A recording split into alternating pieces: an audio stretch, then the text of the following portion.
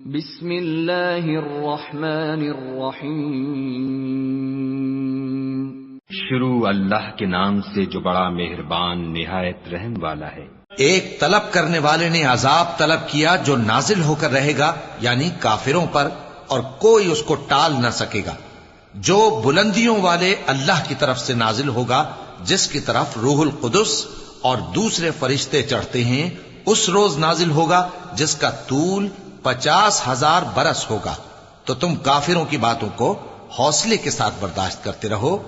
لوگ اس دن کو دور سمجھتے ہیں، جبکہ ہماری نظر میں وہ قریب ہے۔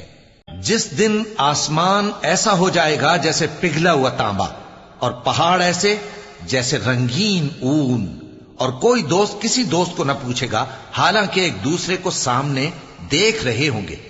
اس روز گناہگار چاہے گا کہ کسی طرح اس دن کے عذاب کے بدلے میں سب کچھ دے دے، یعنی اپنے بیٹے اور اپنی بیوی اور اپنے بھائی اور اپنا خاندان جس میں وہ رہتا تھا، اور جتنے آدمی زمین پر ہیں، غرض سب کو دے ڈالے، پھر اپنے آپ کو عذاب سے چھڑا لے۔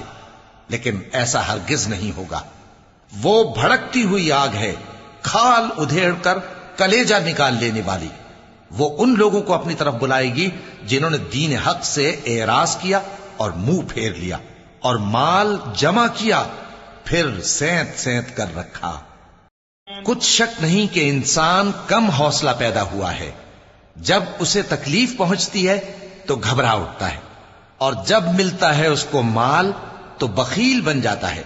مگر نماز ادا کرنے والے جو نماز کا التزام رکھتے اور ہمیشہ پڑھتے ہیں، اور جن کے مال میں حصہ مقرر ہے، یعنی مانگنے والے کا اور نہ مانگنے والے کا، اور جو روز جزا کو سچ سمجھتے ہیں، اور جو اپنے پروردگار کے عذاب سے خوف رکھتے ہیں، بے شک ان کے پروردگار کا عذاب ہے ہی ایسا کہ اس سے بے خوف نہ ہوا جائے۔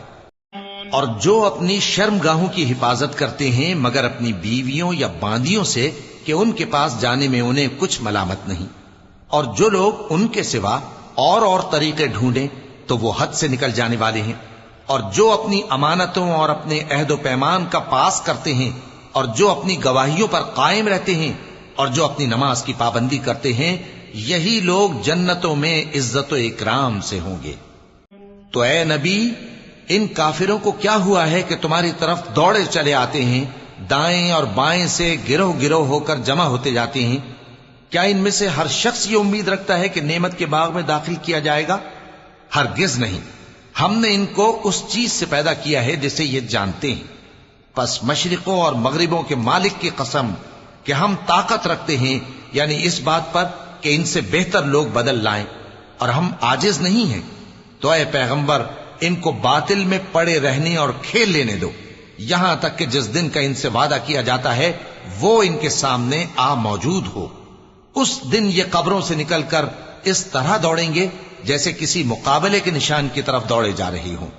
ان کی آنکھیں جھک رہی ہوں گی اور ذلت ان پر چھا رہی ہوگی۔ یہی وہ دن ہے جس کا ان سے وعدہ کیا جاتا تھا۔